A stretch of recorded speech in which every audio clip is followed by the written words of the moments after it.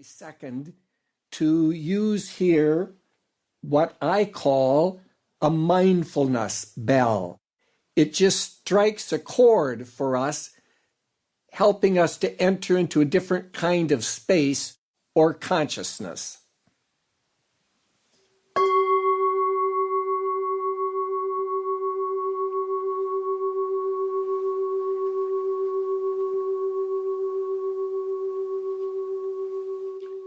The importance of sound, the role of sound, distinguishing sound from noise, and even the absence of sound, which is what silence is. And we could even speak about the sound of silence. The meditative or contemplative way of life begins with an appreciation of the importance of silence in our lives. But to come back to that distinction between meditation and contemplation, in the West, and I say in the Western world, because in the Eastern world, say in Asia, the word meditation has a different connotation. It's really closer to what we might think of when we use the word contemplation.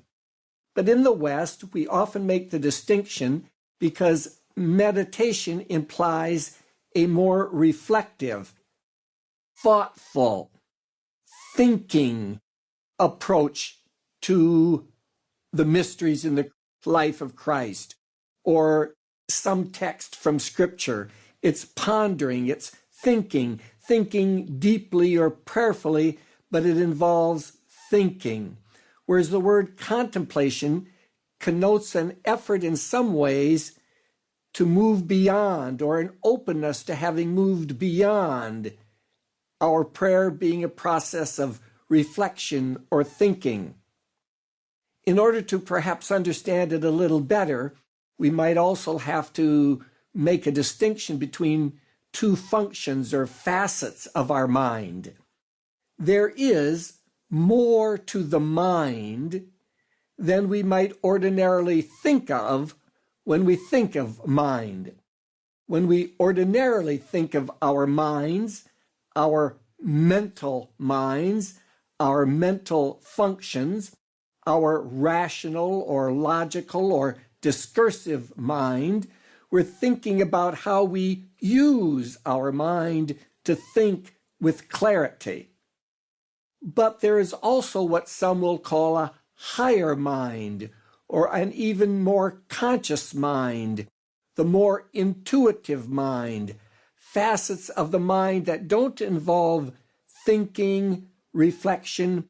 That word discursive even suggests in one way or another the movement of the mind as it moves or runs from one thing to another. Discursive is based on a Latin word which really means to run or to move along. So in our ordinary lives, when we think, we move from one thing to another. We conclude from several premises to something, or we, from the basis of experiment, induce that this is more generally true. The mind is a very active mind, and that could be another way of making the distinction. The more active, rational, discursive mind in contrast to a more receptive, open, almost passive aspect of the mind.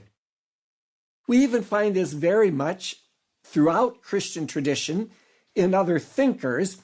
Thomas Aquinas made the distinction himself between what he would call intellect, if you will, which would be higher mind, and reason or reasoning, which would be what I've called ordinary mind.